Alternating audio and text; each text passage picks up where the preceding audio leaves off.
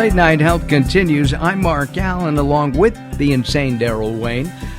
In about 30 minutes, we're going to talk with Jaden Sterling, and we're going to talk about wealth for health. If you're wealthy, he says you're going to be healthier. You don't have to worry. There's no stress. And he has a free class for us. It's not true? There's a lot of dead millionaires, I'm just telling you. Or billionaires, too. Exactly. Yeah, but would you rather be I'd like to experience it, is all I'm saying. It's worth a shot. It's worth a shot. I'm going to take there's a free class, and we'll find out about that, too. Advance to go, do collect 200. Yes, exactly. Boy, $200 would be. Anyway, we go to Southern California, and we speak with Dorothy, the organizer, Dorothy Breininger, America's most innovative professional organizer. I bet you couldn't organize me. You would run screaming. Dorothy, welcome to Late Night Health. Thank you. And I will not run screaming. I will stand there and I will give you a hug and say, we can do this. Okay. Well, I need 2 hugs. Let's talk about, you're on a show called Hoarders, all right?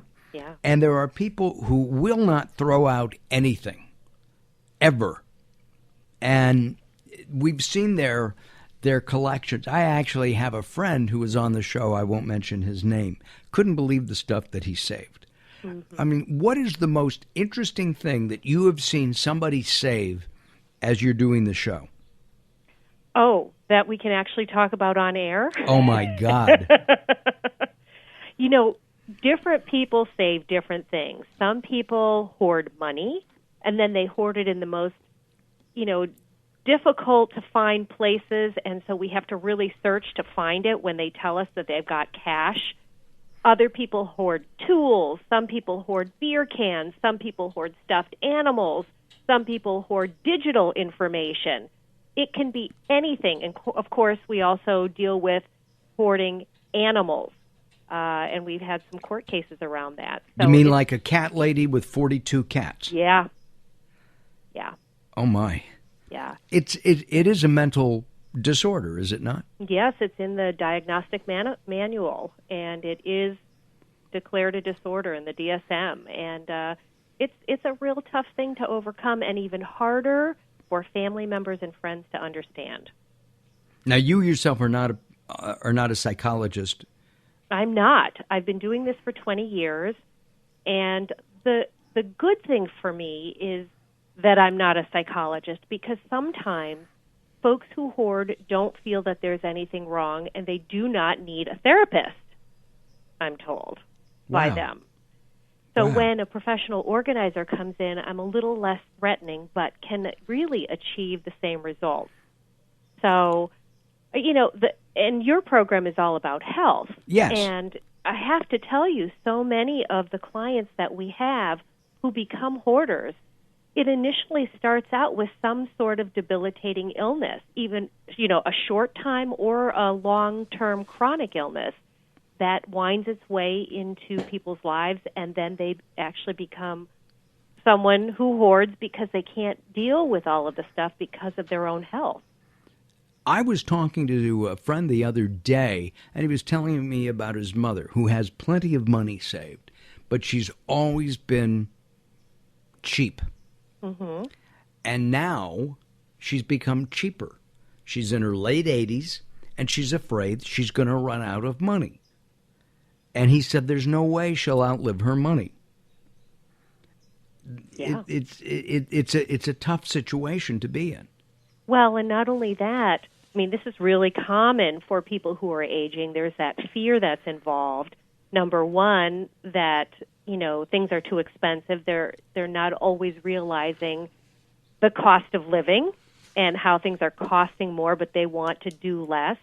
But they're also trying to take steps in order to make money. So they feel that by saving, typically men will save tools and metal scrappings so that they can have it converted into cash. Women tend to save books and jewelry so that they can sell it online.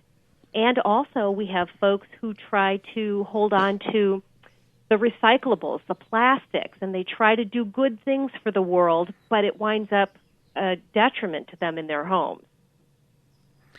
I had years ago, I had a roommate, and he collected fat. He had a can, and I would throw it out, and he'd yell at me because it wasn't full. And I mean, it was a small can. He'd do bacon or whatever and pour it into the can. And it grossed me out. Yeah. I mean, how long can you save bacon fat for? We're not World War II where they're using the fat to save and make explosives to beat the enemy. Look, I understand what you're saying, and on the other hand, there are many people out there who keep not only that, but way over expired foods and feel it's fine to consume. And speaking of collecting things that are really a turnoff and grossing you out, one of the last shows that I just did on hoarders was a woman who, she couldn't use her home facilities, so she couldn't go to the bathroom, so she was peeing in jugs. And oh my! We pulled out at least 150, big water jugs full of not water, but rather urine. I was going to ask you about belly button lint, but I think you beat me there.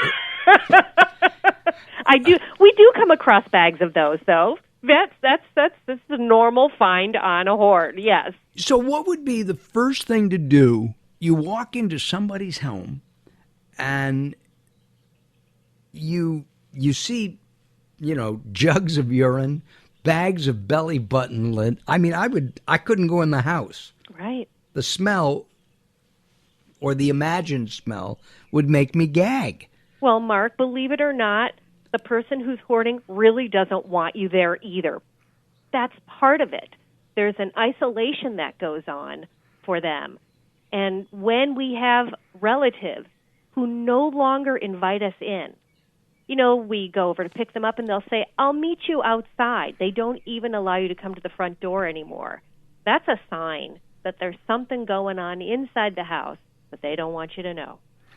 Our guest is Dorothy, the organizer, Breininger. She's got a book out, Stuff Your Face or Face Your Stuff. Lose weight by decluttering your life. If I could lose 20 pounds by getting rid of the junk I have in my office, oh boy, would that be great. What would be the first thing that a person should do when they realize, you know what, I got to do something about my office? Well, are you talking about you yourself, Mark? Or well, of course, I'm always talking about myself. But in general, what is the starting place? To me, it would seem to me, gee, my office is a mess. My home is a disaster. I really need to clean it up. Right. Well, first of all, I'll just differentiate, but someone who hoards is never going to make that call. So someone who's just plain old cluttered and they want to clear it up, then they're going to be calling, and the first thing we want to do is, what's your history around cleaning it up to begin with?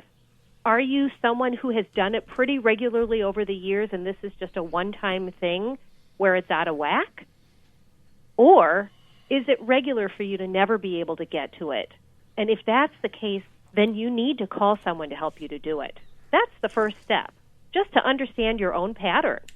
What about those who forget or misplace their glasses, their keys on a regular basis? Yeah. All within a small, place. It's in your office. Yeah. It's in your bedroom. Yeah. But you can't find the damn thing. I know, but this is not just directed toward the aging population. No. This goes to young kids in school, every age group. And so there is some of the ADHD that's involved, and then we need to look at ways to deal with that, very specific things. Keys, it's first of all creating the system, which is the hook at the door. Every person that asks that question, I don't care how beautifully and aesthetically designed a home is, we need to have a hook at the door where you go in and out so you have your keys. And then it becomes a training thing to have those keys go back there each and every time over and over until it's a habit and you no longer have to think about it. So But- first, it's the system, and second, it's the training.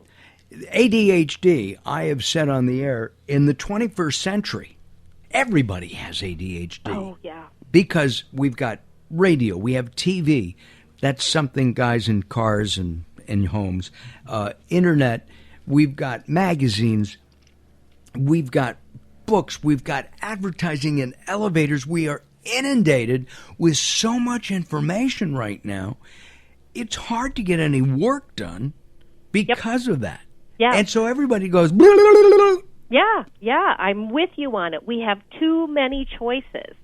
And that's why one of the things that I like to teach is organizing around your value system or your own values. Once you decide what your values are, then you can decide these are the things I'm going to keep because they support those values. And the things that don't support your values or your goals, those are a little bit easier to get rid of, fewer things to choose from, fewer things Well, to worry when we about. come back in just a Yeah. couple of moments, we're going to find out how to narrow that choice of all those liverwursts that they're now selling in the market. How do you pick and choose, you know? It may not be healthy, but you like it. Our guest is Dorothy, the organizer, and she has a book out, Stuff Your Face or Face Your Stuff. I'm Mark Alyn on Late Night Health. Go to latenighthealth.com. You can find us on iTunes that way. You'll find out all about Dorothy and much, much more. Don't go away. More coming up on Late Night Health.